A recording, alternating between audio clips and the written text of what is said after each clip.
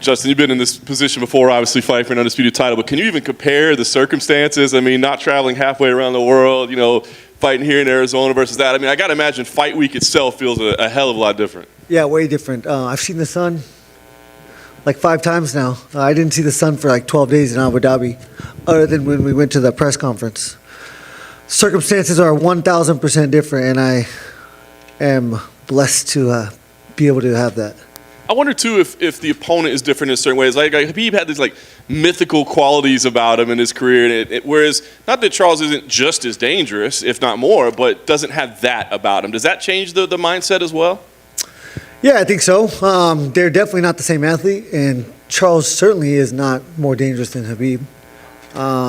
His ability to take damage is not the same, proven through the times we've seen him fight. So,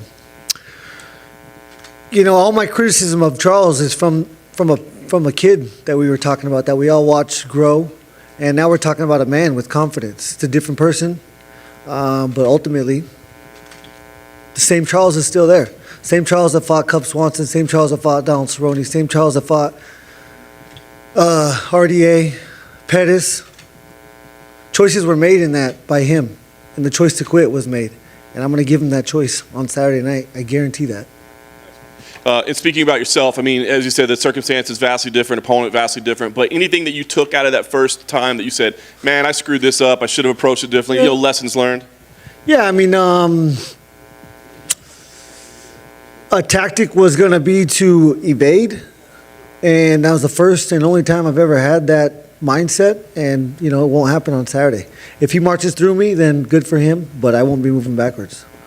Charles, I mean, he's such a unique type of champion, right? Because he doesn't have this aura of invincibility. We've seen him lose, and even in these last few fights, we've seen him get really badly hurt, but it almost seems like he's his most dangerous when he's in that point where he's sort of in those blood and guts moments. How unique is that for you? And I mean, how can you circumvent those type of challenges? Yeah, I mean, that is normal for a fighter. When you choose fight over flight, that's the only way. And yeah, he has done a great job. I think his opponents really made some mistakes. I think Chandler whooped his ass first round, got too overconfident, and that's why the shot was so effective. He forgot how much danger he was in. If they're awake, they are dangerous, and someone on the brink of dying is the most dangerous, especially when they choose fight.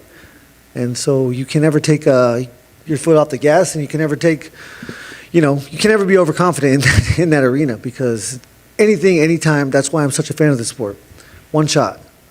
Well, last one for me. I mean, you've certainly seemed to touch a chord with him a little bit with some of the stuff you've been saying. I mean, when he was in here 20 minutes ago, he promised a collision, and he said, quote, guys are just not getting the picture. And I wonder your response. Yeah, I create car crashes, and I am the object with the most force. So, same mass. If he wants to play that game, I'm more than happy. He won't. He will have to. This will be just like Tony Ferguson. He will try to get this to the ground, and he will be stuck fighting my fight. That's the name of the game. Hi, Justin, over here to your left. Speaking of Tony Ferguson, going into his fight with Michael Chandler, you fought both men. What's your prediction for how that fight goes? I'm really focused on my fight. I don't know.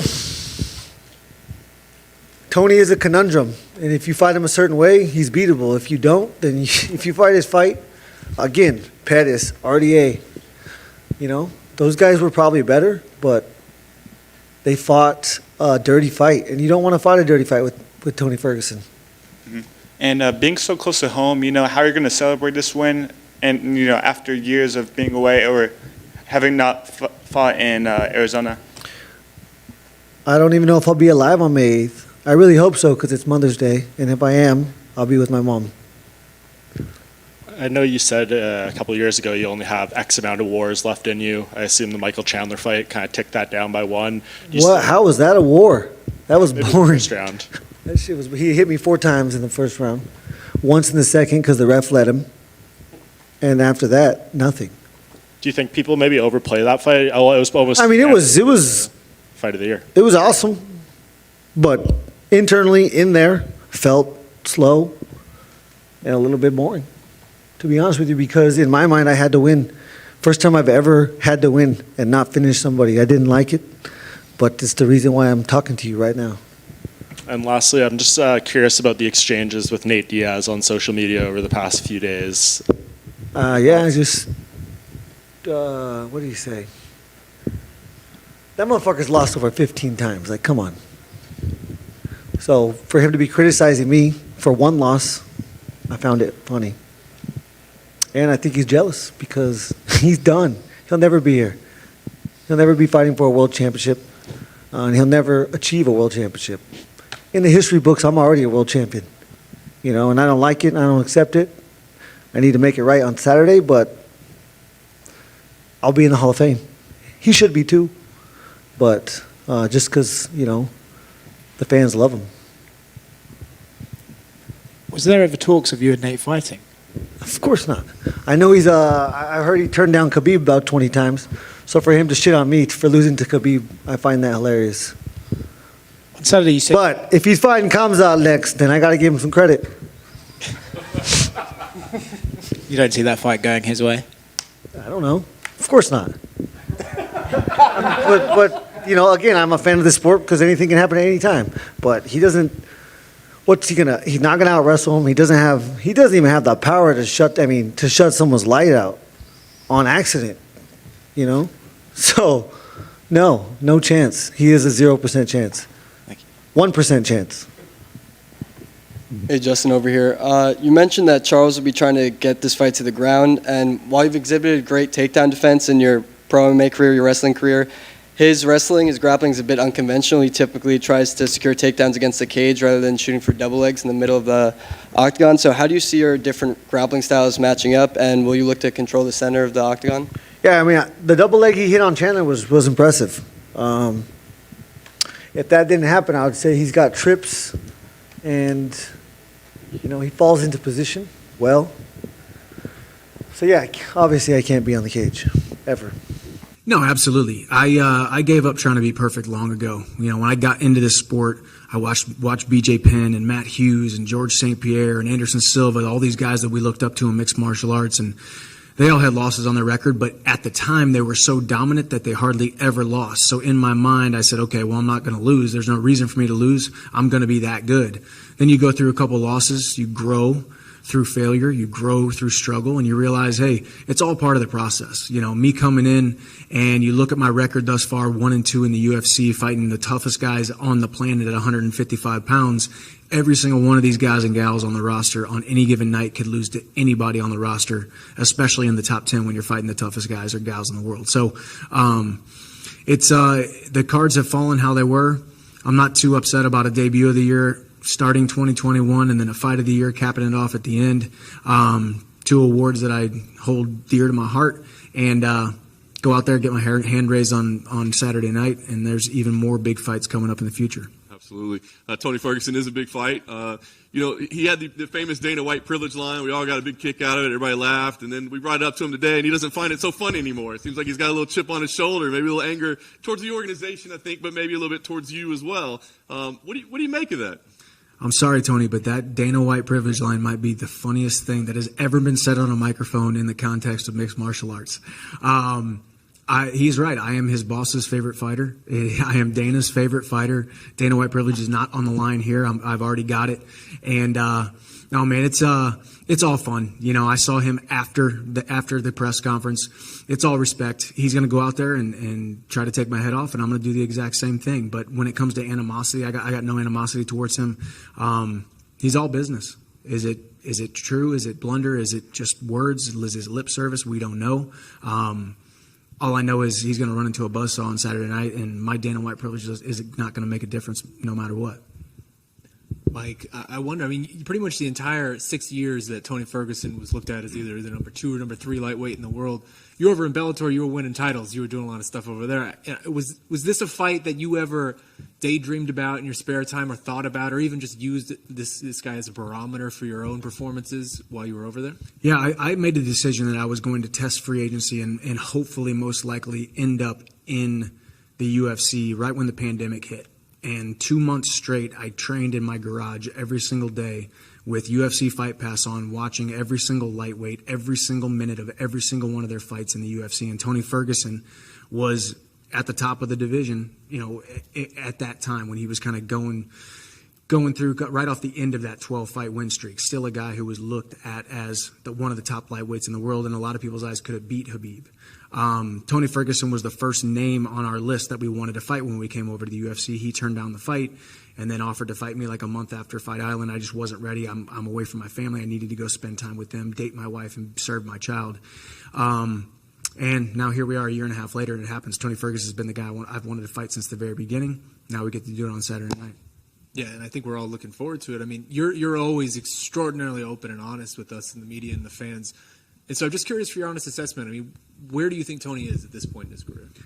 I don't know. He's probably in the hotel somewhere over here. No, I think, no, I mean, where is he? I mean, he's, the thing about Tony Ferguson is you can talk about he's lost a step. You can talk about maybe he's lost athleticism or power because of age or whatnot. Yes, he's fallen on some hard times with a couple losses, but just as I said before, when you're fighting the toughest guys on the planet at 155 pounds, you're going to take losses. The thing that makes Tony scary, the reason he is the boogeyman in El Kukui, is he's so unorthodox and so unpredictable. Not a man alive can emulate Tony Ferguson in my training. There's nobody at Sanford MMA, which I highly regard as the greatest gym on the planet with the greatest coaches. They really can't 100% prepare me for Tony Ferguson because you don't know what you're going to get. What we saw last fight was not what we saw the fight before, and it will not be what we see on Saturday night. It's a crapshoot, and that's why everybody's going to be on the edge of their seat. And might I dare to say that we're going to steal the show again. I mean, do you feel like this fight almost represents, in a way, his last chance to do this sort of title run and be in contention? In a way, does that make him more dangerous, right? You're getting someone who doesn't have much to lose. I will say I do think he's probably going to be at his most dangerous because you back a guy up into a wall, he's going to come out swinging, especially a guy with a champion heart like Tony Ferguson.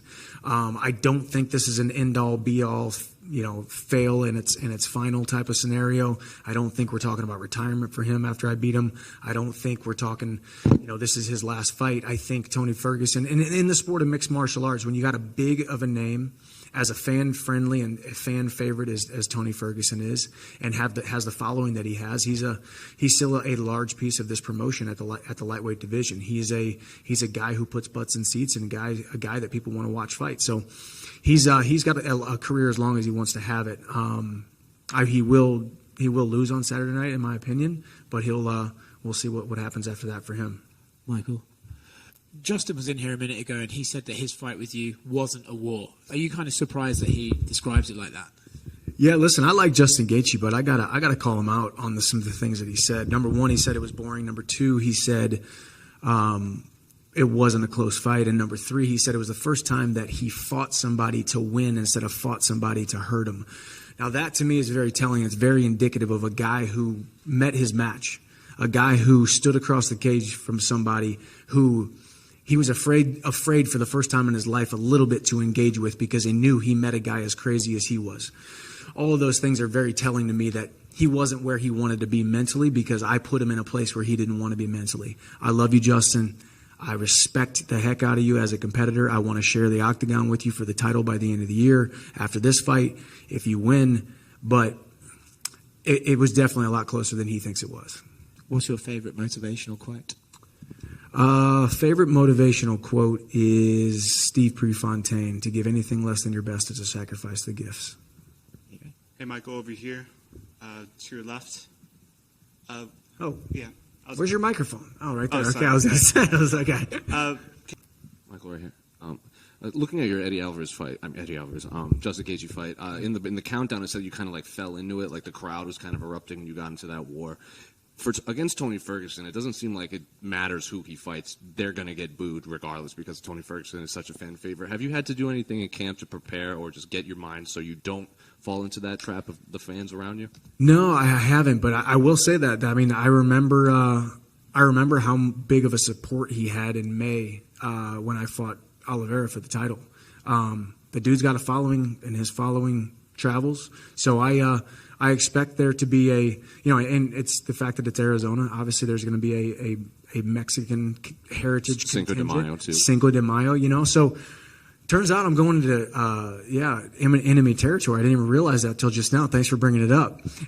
No, but I just competition to me, hand-to-hand combat is the same, whether it's in front of a couple hundred people at the Hearn Center back in Missouri, or at these sold-out arenas. I'm going to go out there and do what I do best. I know you said you hope to fight Justin for the title by the end of the year. Is that your official pick for the main event? You think Justin is going to win? God, it's so hard to pick against Justin Gaethje, but Charles Oliveira keeps on superseding all of our expectations. It's hard to make a pick. If I had to be a betting man and put money on it, I would say Justin Gaethje gets the slight edge just because he can push for so hard for 25 minutes. We know he's going to be able to do that. So that would be my official pick. And, yeah, I think there's no MMA fan on the planet that doesn't want to watch me fight Justin Gaethje by the end of the year for the title. Hey, Michael, over here. You've been speaking a lot about Tony's erratic striking patterns, and you've said multiple times how no training partner could exactly emulate what he brings to the table. So how do you possibly prepare for someone as unpredictable as Tony Ferguson is? It's a good question, and I answer it how I always answer everything. When most people ask about opponents and film study and how much time is allotted towards my own increasing of my skills and how much focused on the opponent, I always focus 80 to 90% on myself. How does Michael Chandler become a better athlete, a more dangerous striker, a more dangerous grappler, in shape, strong, fast, athletic? How do I use my attributes to fight anybody and beat anybody on the planet? And then that last 10, 20%, focus on small little habits and tendencies and idiosyncrasies of the opponent. We've watched Tony's tape. It's impressive in so many different ways. And as you said, it's erratic and it's unpredictable. So that's kind of the fun thing about this fight. Expect the unexpected and go out there and just be comfortable not knowing what is coming next. Be comfortable and have no expectations of how the fight is going to play out. Go out there and have fun and be confident in my skill set, and I get my hand raised. And lastly, going off what you just said, you often speak about setting yourself apart from the rest in regards to your training regimen or other lightweights in the division. So what are some things you do on a daily basis that differentiate you from the pack? Man, I think I've trained on the East Coast, West Coast, and everywhere in between. And I'm telling you right now, nobody lives the lifestyle that I live. And I'm 36 years old, and I'm competing at an extremely high level because of it. Why has my body lasted so long? It's great supplementation. It's great sleep. It's taking care of my body and treating myself like a professional athlete. And then inside of the training sessions, going harder than everyone else, doing the extra stuff, and then taking care of my body through body work and myofascial release on my roller every single day. The body will perform and last so much longer than we give it credit for if you give it the right tools and you give it the right love that it deserves. So I just go harder than everyone else. My standard for hard work is much higher than anybody else that has sat in this chair, and I will put that on everything. So that's what I've done, and I don't like to get out of shape, so I stay in shape, and that's why it's lasted so long. And you previously had also said you were here for a good time, not for a long time. Are you seeing more and more options, so maybe extending the period of time you may be here? Yeah, I always said that too because I wanted people to know I ain't no spring chicken. I didn't come into this organization as a 24-year-old. I came into this organization as a 34-year-old seasoned veteran, and here I am celebrating my 36th birthday a couple weeks ago, and I still feel great. I still got some huge fights on my horizon. I do believe I will be UFC champion by the time I hang up the gloves, and I think that's sooner rather than later. Thank you, Michael. Michael, just one here to your left to close it out. I know you said in the past 2 fights that you zigged when you should have zagged, and that's kind of the difference between winning and losing. Is there anything you can do going into this fight to clean that up? I know it's chaotic in there. I know decisions happen in a split second, but is that something you've thought about that you can change, or is it something that just kind of happens? Yeah, I mean, I think that's why we love this sport, man. Every single fight is different, and every single moment could be catastrophic for yourself or your opponent, and that's why we love the sport. I am confident in my skill set. I'm confident where I am exactly right now. I'm confident in some of the things that I've cleaned up from previous performances.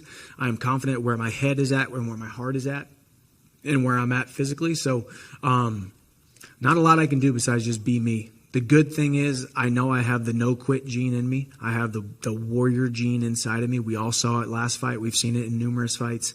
It's something you can't teach. You can't teach grit. You can't teach heart. You can't teach determination. You can't teach toughness. And I have those things in droves. So Saturday night, I want you guys to see the technical side of me. And if I have to pull out that dog inside me, I will. Thank you, guys. Appreciate it. Did you feel any different about your championship after defending the belt for the first time? There's that old saying, you have to defend it before you're really the champion. Did anything change after your last win? Você acha que alguma coisa mudou? Que tem aquele ditado velho, né, que fala que você não é campeão até você defender o título. Mas você, eu já ouvi isso em entrevista, você não acreditava nisso. Já se achava campeão. Mas depois que você defendeu, alguma coisa mudou? Não. Campeão ele é campeão quando ele vence. Né? Eu se tornei campeão quando eu venci o Michael Chandler. No dia que eu tive a oportunidade. Depois que eu venci ele, de lá pra cá eu sou campeão. No. I told you guys from previous interviews, like I was champion, I earned the belt. I came from 9 straight wins. So I've been acting like defending the belt or just what I'm building my legacy on. So I didn't come here to just win the belt. So no, I felt like I was a champion from the moment I earned that belt. People look at him as the most violent, the most dangerous guy in the division. Do you see him that way? Os fãs, todo mundo acha que é o cara mais violento da divisão, o cara que bate mais duro da divisão. Você concorda com isso? Olha, quando eu lutei com o Goku, todo mundo falava que ele era um monstro. E vocês viram o que aconteceu. Dia 7 estou aqui para provar mais uma vez que o campeão se chama Charles Oliveira. Guys, you see when I fight. You see when I fight, he fought a guy for 3 rounds, I knocked him out with my left hand. So whatever the hype is, whatever the talk is, I don't listen to the champion. It's called Charles Oliveira. Is going to stay this way. As you said, he's a hardworking, respectful guy, very confident, but he does say some things like, I'm going to break him and things like that. Does it bother you when he says things like that, or is that just what a guy should be saying ahead of a fight? Você sabe que ele é um cara que é respeitoso, trabalha bom e trabalha duro, treina forte, mas eles falam as coisas, né, para fazer a propaganda da luta. Diz que vai botar um buraco na tua cara, que vai te nocautear. Essa coisa que eles falam te afeta de algum jeito? Cada um vende a luta da forma de que quer, do jeito que quer, né? Falar não faz diferença nenhuma. Se todo mundo que falasse, fizesse, seria mais fácil a gente colocar um papagaio aqui. Eu vim aqui para fazer. Listen, to each their own. A lot of people approach the fight differently. People talk, people don't like to talk. If I like to talk, I'd bring a parrot up in here instead of myself. So I like to talk, I like to do my fight talking for me, and he can say whatever he wants. It does not bother me. I'm only worried about what I'm going to do to do the fight. Charles, I wonder, I mean, to follow up on a little bit of what John was saying, Justin fashions himself as a very unique, special type of fighter in this division. A lot of conversation about you having to walk through hell to beat him. And I wonder for you, I mean, does he present any problems that you think you haven't seen before? Like, do you see a different fighter in there? Todo mundo acha que o Gaethje na divisão traz problemas que outros não trazem. Tem um aqui que não para, que só anda para frente, que dá um cara muito forte, que é brigador, como você fala. Você acha que tem a sua estratégia para a luta vai ser alguma coisa diferente? Olha, ele é um cara que ele anda pra frente. Eu também só ando pra frente. Se 2 carretas batendo de frente. Eu tô pronto, eu sou lutador de MMA, eu tô pronto, tanto no pé quanto no chão. Listen, as a truck, it only moves forward, and I only move forward. So there's definitely going to be a collision, there's definitely going to be a clash. I'm not a jiu-jitsu fighter anymore, I'm a complete MMA fighter. I want everybody to know, it seems like guys are not getting the picture. We're definitely going to collide, and I'm the champion. Well, then last one from me. A lot has been made over the past few years about sort of this evolution of Justin Gaethje, and I wonder for you when you're looking at him, like how different is the guy you're seeing from the fighter from a few years ago? Like, do you think this evolution's overblown, or can you see the tangible difference? Todo mundo fala dessa rápida evolução do Justin Gaethje, disse que ele chegou no Ultimate, no UFC, né? Diz que está evoluindo muito, todo mundo fala que a evolução dele é evolução. Você acha que você acha que você evoluiu, que ele evoluiu tanto desde que chegou aqui? Em que ele evoluiu tanto? Olha, ele é um cara completo, né? Ele é um cara que tem um wrestling bom, tem uma mão pesada, né? Mas eu venho olhando muito naquilo que eu venho evoluindo, quanto que eu venho crescendo, quanto que eu venho evoluindo. Isso aí vocês vão ver, isso aí é notável, quanto que eu cresci, quanto que eu evolui. Look, guys, he's improved his striking even better. He's got great wrestling. He's a complete fighter. He's a high-level fighter. Complete wrestling, great skills, great boxing. But I'm really not concerned or haven't been paying attention on what his evolution. I'm way more focused on my evolution, how much I've gotten better.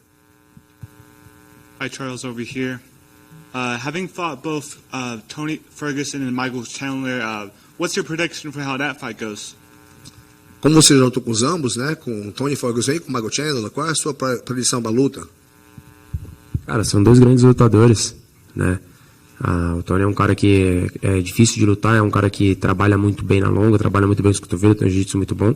E o Michael Chandler é um cara duríssimo. Qualquer mão pode nocautear. É uma luta que quem estiver mais bem preparado vai levar.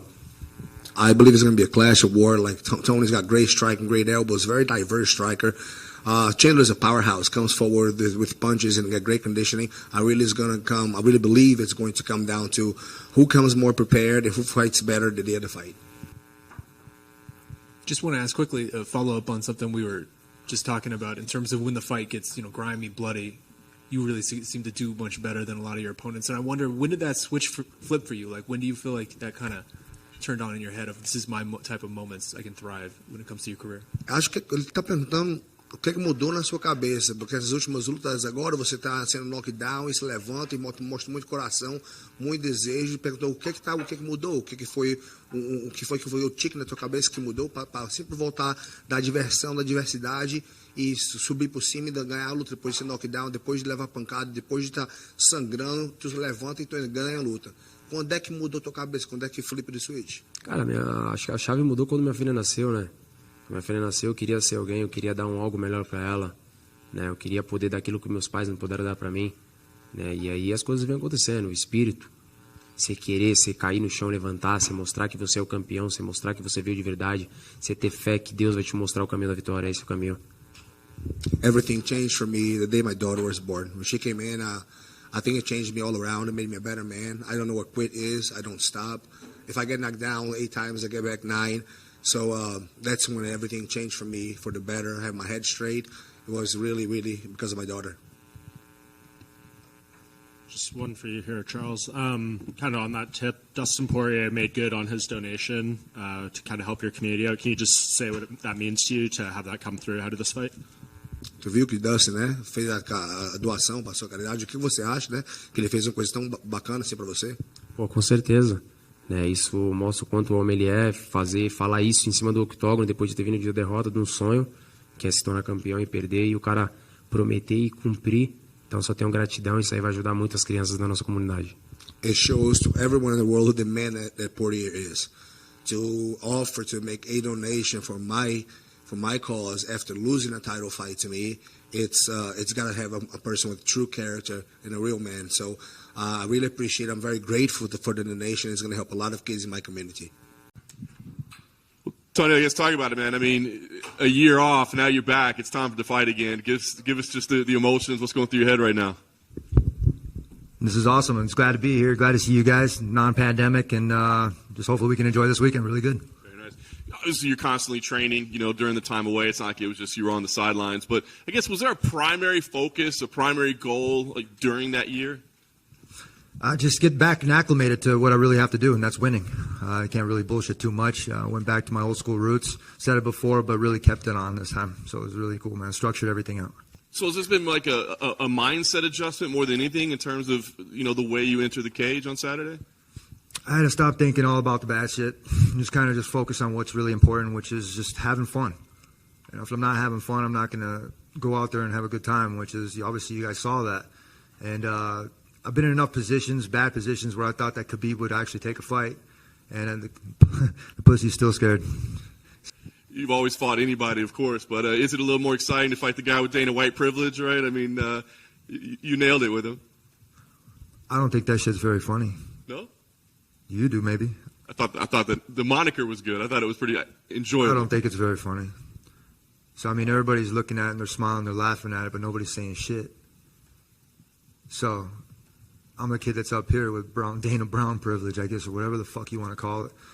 I don't think it's very funny anymore. And neither do you guys. I don't think you guys should think that's very funny. So I'm taking this weekend very fucking seriously. So I'll kick this Dana White boy's ass. Chip on your shoulder then? Is this personal? No, nothing personal against Chandler, but I'm going to be real. I'm tired of the retaliation tactics from the company. Does that have anything to do with the break? I mean, this has obviously been a very long break for you. Was that purposeful or was that... Oh, you guys are listening now. That's interesting. That's cool. This is why I haven't done any interviews. This is why I just kept my mouth shut for a long time. A lot of fighters have been keeping their mouths shut for a long time. You should ask some of the other fighters that have been fucking treated like shit for a long time, too. So I'm not the only one thinking it or fucking saying it or seeing it. So maybe you should ask them, too. Tony, to your left, over here. Dustin Poirier said that he would probably fight the winner between you and Chandler. What do you have to say about that? He's full of shit. I'm going to be real. He said he wanted to fight me many times, and then I gave the opportunity to him, and then somebody gave him more money to be able to fight. The kid's full of shit. Nothing against Poirier or any of the other fighters, but I'm worried about Chandler. We prepared for this guy for UFC 274 for many, many weeks. I brought in some really good, smart people to be able to structure all the stuff and all the talent that I have to be able to go in there and get this victory come Saturday night. So I'm a different animal. Hold on, brother, I'm talking. No, that shit was funny. They made me feel like I could not do that. They made me feel like I had to lose weight over and over. They didn't care about how I feel. They don't care about how I was treating my body or how I was treating my mind. It's kind of fucked up, pretty much. If I wanted to go back a weight class because of my health, do you think they would care? I don't know. Maybe you should ask Dana. When you look at Mike, when you watch him on tape and you look at what Mike Chandler does, why is this a good matchup for you? Oh, man, he likes to go toe-to-toe. He wants to fight in the box. He likes to get hit once in a while. You know, it gets him riled up. He's a good puzzle, man. I'm going to be real, but... When you say you think he's looking past you, what makes you say that? Like, what are you seeing? I don't know. I don't really listen to him too much, but I heard he was talking about Conor McGregor and the next fights and everything, and that's cool. Good for you. You're going to have your hands full come Saturday night at UFC 274. So I'm going to go in there, have fun, smile. I'm going to throw some punches, throw some kicks and knees, put this kid in the clinch and put some hurt on him. So I'm going to make him bleed, make him see his own blood. I think he likes that. I wonder, I mean, when you're looking at it, does it feel like that sentiment is more pervasive than just Mike? Like, do you feel like the MMA community in general is looking past you right now and has sort of moved on? I'm glad. That's exactly what I wanted it to be. I wanted to disappear a little bit. I wanted to make sure that I was in the right places at the right times during certain things. So, you know, the way I portrayed it is I disappeared from the world. I really didn't. I just didn't talk to you fuckers. So I don't owe anybody anything besides going out there and giving my best and making sure I walk out the same way. And, you know, best of luck to Michael Chandler and myself. You know, may the best man win. But come Saturday night, my hand's going to be raised in victory. Well, then last one for me. I'm just curious. Obviously, you've been in a lot of fights like this with Mike. I think a lot of fans are very excited for this fight because it seems like it's going to be very exciting. I just wonder, can you describe to us or maybe somebody who hasn't been in there what it feels like to be in these sort of gut check, blood and guts type of fights like I think a lot of people expect this one might be? First you gotta go through fight week. And that's the best part. You show up, we're cutting weight, and then we have to do media, you know, and then we have to cut weight, and you have to do more media, and you have to do photo shoots. And then it builds up. It's kind of like when you're building a fire rocket or firecracker, you know what I mean? You're building it in layers, but you have to be very careful.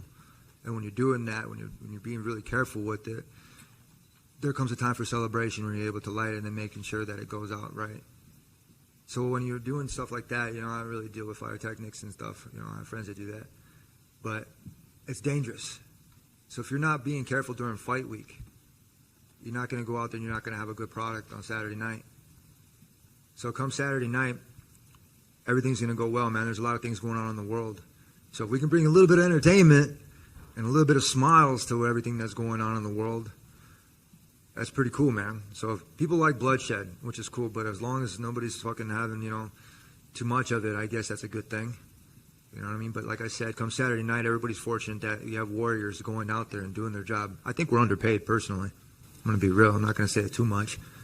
You know, I mean, Dana said something the other day, and I put it on. It's on my phone. I think it was MMA Fighting actually reposted it, talking about how boxers are overpaid. I asked Dana to box.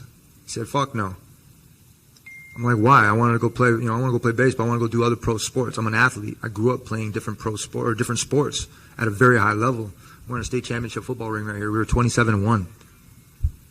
You know, I come from Grand Valley State University as a wrestler. I want to go do, you know, pro wrestling. You know, I got Brock, Uncle Brock, that's right there watching me. I want to go do all these couple things, but then I have this guy right here acting like a fucking drug dealer telling me I can't go and do this shit. I want to go make more money for my family. You know, I'm watching Embedded, and I see what Brian T. City, and I see his agent up there, and he's like, oh, and he was funny because he made a joke where he was like, oh, you're making money now. And he talked about his agent, and he's like, where you getting your money? There's too many levels of things right here where I got pissed off at, and I had to kind of put that besides me. You know, you make your money by winning. You make your money by showing up, winning, and having good performances. Where now I guess we're getting paid crypto, I guess, huh? You know, they're following everybody's suit. They're kind of waiting for everybody to speak up. They're waiting for everything else like that. I'm waiting for insurance. I've been competing in this sport for a long time. I took a bad fall at Fox. They took my title from me. You know, I don't even have to go into the Miller Ayala Act where an agent is not supposed to be competing in the same sport as you. But you guys know what I'm talking about, right? So, I mean, when it comes down to that, and then I'm going to get stripped of my title because I fucking took a bad fall in accident, I should have sued. But what I did is I felt good for my company. I wanted to be the man. I wanted to make sure that everybody knew that I fucking could do this stuff without anybody else's help. So that's a little bit of a chip on my shoulder, you know what I mean? To kind of keep coming here and smiling and being used to be on a poster and to have that high value. When I saw that UFC didn't think my value was that high, I had to increase it in other ways. You know, it's okay to get mad once in a while, but you have to channel that shit in the right way. When you channel in the right way, good things happen. You win championships. You go out there and you have victories, and then you end up building your fan base. So I kept fighting through that. I thought about Jesus, man, carrying the fucking cross, and that dude would not quit. Every single time that they would beat him down, he would get back up and he would keep moving forward. I was thinking the whole entire time when Charles had my arm out like that, I was like, he didn't tap. And I remember my kid, he had his arm hyperextended, you know, one time. I was like, hey, careful, you know. I was like, you don't want to hurt yourself, but he's naturally like that. So when I'm in the fight, I'm thinking about my son. I'm thinking about my arm. I'm like, go ahead, break the fucker. I was like, because I'm going to beat you with it. And in the third fight with Dariush, it was the same way. These were all tests and mental battles that I went through because I wasn't ready to win yet. I wasn't ready to have that championship belt. I wasn't mentally there yet. I redid my house and I had to build another spot so I could think of things that I wanted to do and accomplish. You know, in high school, there was these guys at All State on the wall. And I was like, I walked through there and I'm like, man, I want to be one of those guys. Do that, All State, win state, get to college. Hey, get called in and I see these names on the wall for national champions, All-American. I want to do that. That looks really cool. I go do that. 2-time All-American national champ. Captain of a 2-time national championship team.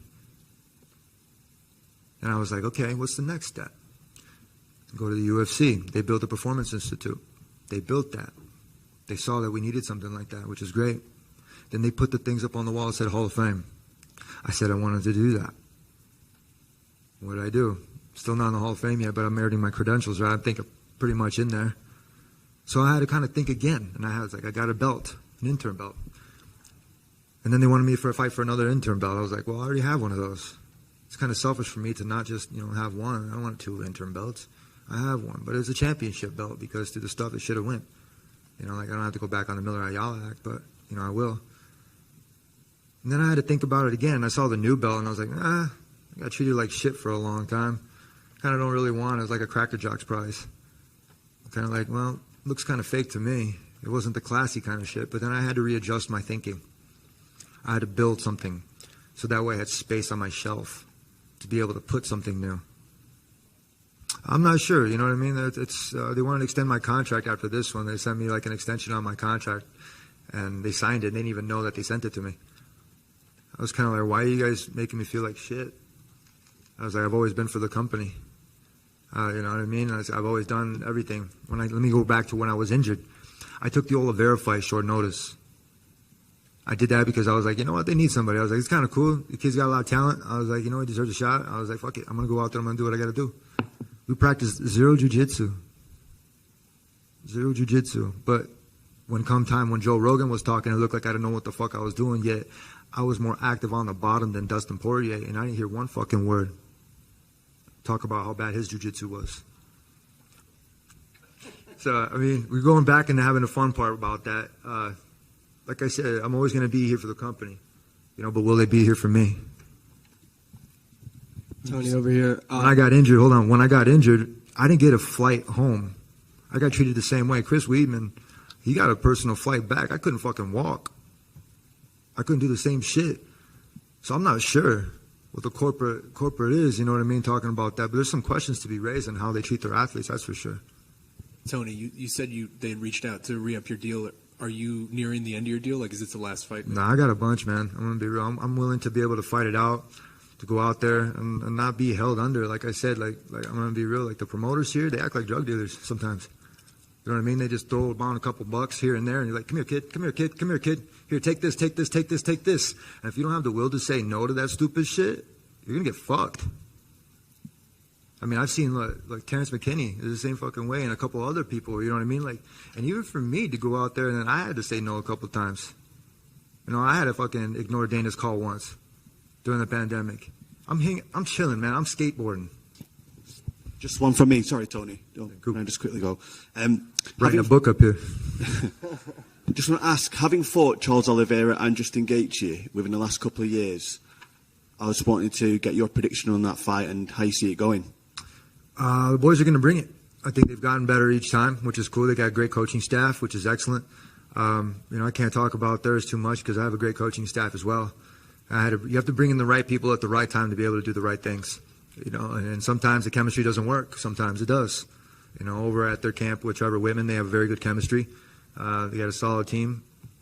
Same thing with Oliveira at Shoot the Box. They have a very solid team. They have a lot of people they can spar with. Very cool. I moved to Orange County with Rain Training Center, and when that disappeared, it kind of left me in the open, and I had to kind of find myself in my own spot. So with them in the regards to where they're fighting, it's not my concern, man. I'm going to be real. I don't give a fuck. So hopefully they go out there and have a good fight and not boring one, so everybody's buying this pay-per-view. So make sure you guys don't stream that shit.